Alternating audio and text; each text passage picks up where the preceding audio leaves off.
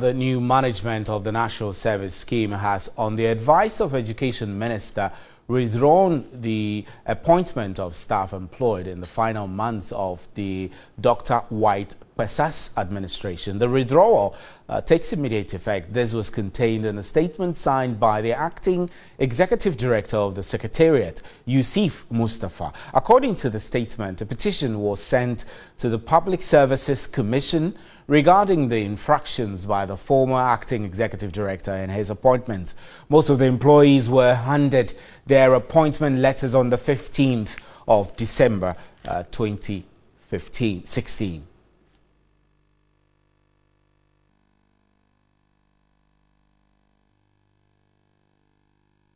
Right, Dr. Michael White Kpesa is a former acting executive director of the National Service Scheme. Is joining us on the line, on the telephone lines now. Good evening, sir. We're grateful you could join us. So, did you and the board follow due process in the recruitment of these persons who are now being terminated?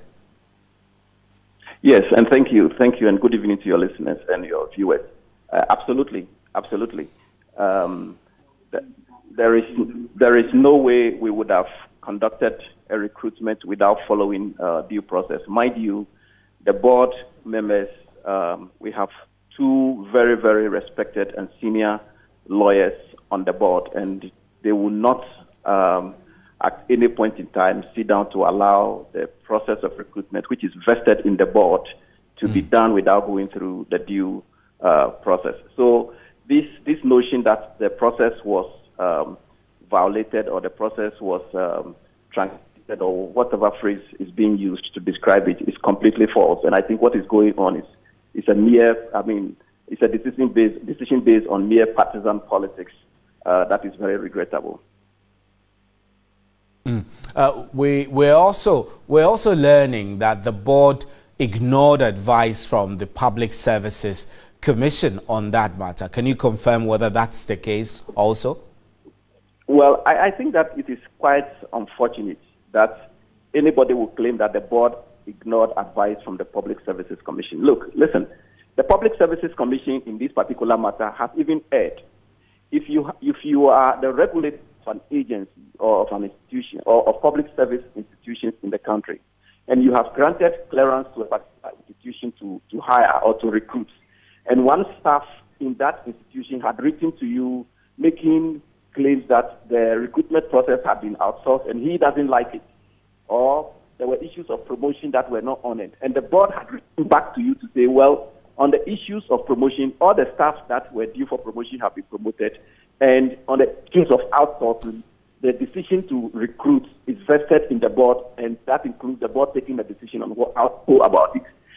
If you are a Public Services Commission that is worth its salt, what you would have done was to have taken the veracity of the claim for yourself. That is one.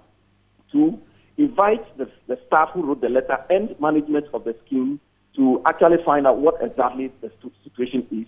Three, request a meeting with the board and find out from the board what exactly is the situation. Or come to the offices of the National Service Scheme yourself and then get the truth as it were. You don't just write on the basis of somebody's letter to an institution you have granted clearance to and ask them that just stop the process just because one individual has written a letter to you. In any case, in a letter dated 17th November 2016, the board authorized a response to the Public Services Commission.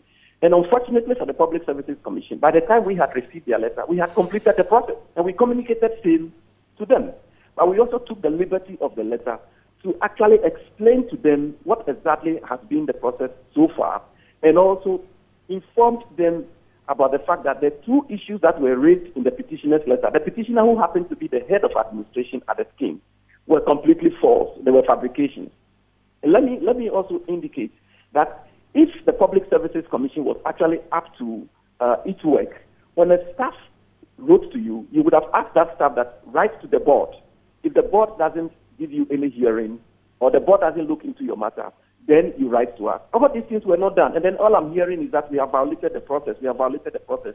I think we must get very, very Is it that possibly, Dr. Akwesa, is it possibly that the new administration is not, does not have in its possession some of the evidence or documents which you have? Perhaps you could present to them to clear the air on some of these. Let me indicate that when we unfortunately lost the election, I took my time, together with various heads of the department, to prepare a 177 handing over note, 177-page handing over note for the new administration. I met with the transition team and briefed them and gave them reasons why the recruitment was done, because at the time it was being discussed in the media. And I also indicated to them that the scheme was granted permission by the Ministry of Finance to recruit not earlier than October, but not later than 31st December 2016. So what it meant, therefore, was that the scheme's hands were tied. We would have loved to basically, having gone through the interview process, to basically present them with a list and say they should just give the people an appointment letter, and then they would take a decision based on that. But the truth of the matter was that the Ministry of Finance had said that if you don't recruit before 31st December, you cannot recruit anymore. You have to go through the process of clearance again, and you go through 1.5 to 2 years to get that clearance. So really, we did not do anything untoward. I think that it is good that the media is discussing this. I will encourage the investigative journalists among the media that, look, go in and find out why are there some particular individual management members in the scheme interested in this matter. Because even before the new executive director and his deputies were appointed, they had already given letters to the new staff asking them to stay away. And this is the side of the story that is not being told. So you think this is? Let me also say you think this is fully briefed? I just spoke to one of your sister TV stations, TV Africa, and one of the deputies was there. It appeared to me that they have been briefed, but they have been wrongly briefed on many of the things. So seeing that you are giving us a basis why the recruitments were done legally, what advice would you give to those who have been affected by this new directive to withdraw their appointments? Oh, I think that if my guess is anything to go by, the coming days will be very, very interesting. I mean, if I were, of course, I'm no longer with the scheme, and so as a private citizen, I can only offer my advice on radio. If I were any of them on radio or television, as I'm doing any of them, I would simply, ask my lawyer to look into the matter and then go to the courts. Because if you have to take people out of the public service in the manner in which they are doing, it is a very bad precedent. It's not good for our politics. It's not good for people's career. It's not good for people's aspirations. And we need to get the courts to determine what exactly should be done. If we go to court and the court says that what they have done is valid and right, then we all know that, great, this is fine. Tomorrow, if another party comes, it decides that it will sweep the public services clean and bring its own people, then we will know the kind of nation we are building for ourselves. Right, Dr. Kpesa, we're grateful for your time. Thanks very much. Dr. White Kpesa is a former executive director of the National Service Scheme. Now, some people resigning and then some also going on retirement. So the approval was given, that is on the 19th of February 2016. Again, you remember the scam, the ghost name scam and all that. So some February 2016. Yes, exactly. Okay, great. No, yes, I'm talking about the scam. Remember when the ghost names and then some people are even standing trial. For some offences. And then also, so there was another request because some people had lost their jobs. They had been dismissed because of the scam.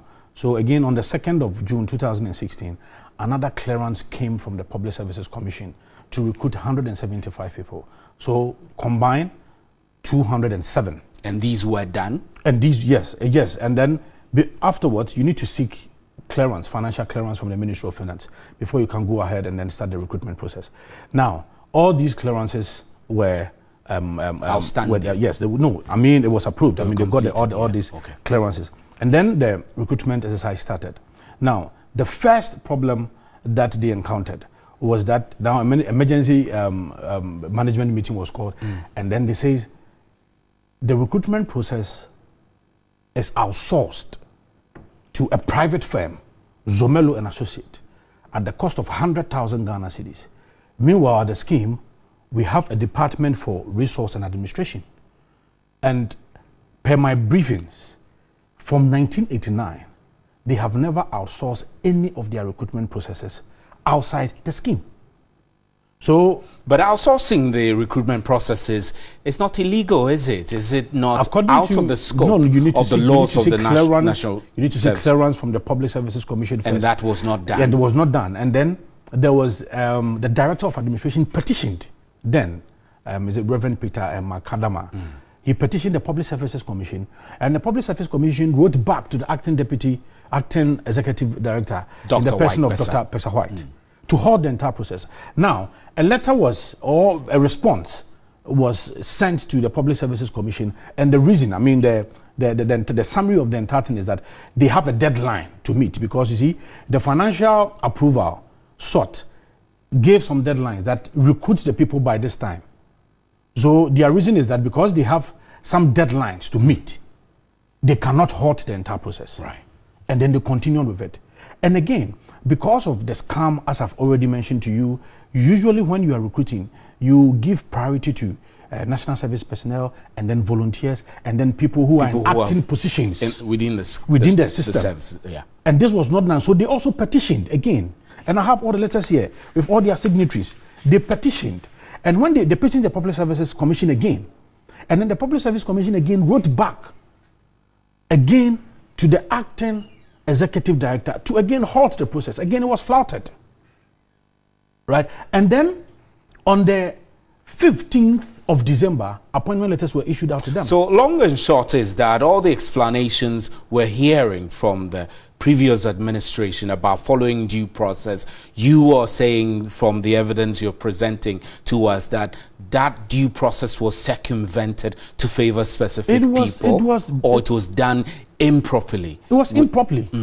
I engaged Dr. Pesa White. He was saying that the HR department, they lacked the capacity. And for me, it was even bizarre, because it means when you have the entire, look at the enormity of the national service scheme. It is huge.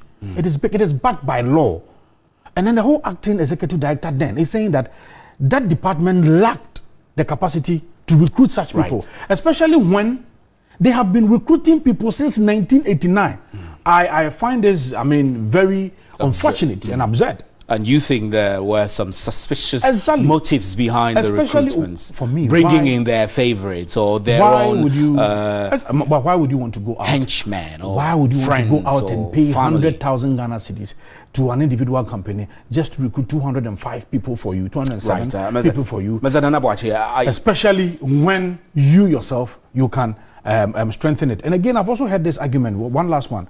You see, there's one argument that is also being churned out by Dr. Pesa White, that the Public Services Commission did not have the capacity to tell them or to direct them to suspend the entire process. But it's very, very, again, an absurdity, because, you see, number one, you write to the Public Services Commission for approval to recruit 34 people. They give you approval. You again write to them to recruit 173 people. They give you. And now they are telling you to suspend it, and you are saying you don't have the right. And why then did you even write to them in the first place? Why should you even Mr. Nanabuachi, I know that this conversation will go on, but we have a very short time, and we're grateful you passed through. I know. But we will do this a lot better when we have a lot of time on our hands, so we can explore the issue. So we're grateful that you passed through. Thanks very much, Mr. Henry Nanabuachi, Deputy Executive Director of the National Service Scheme.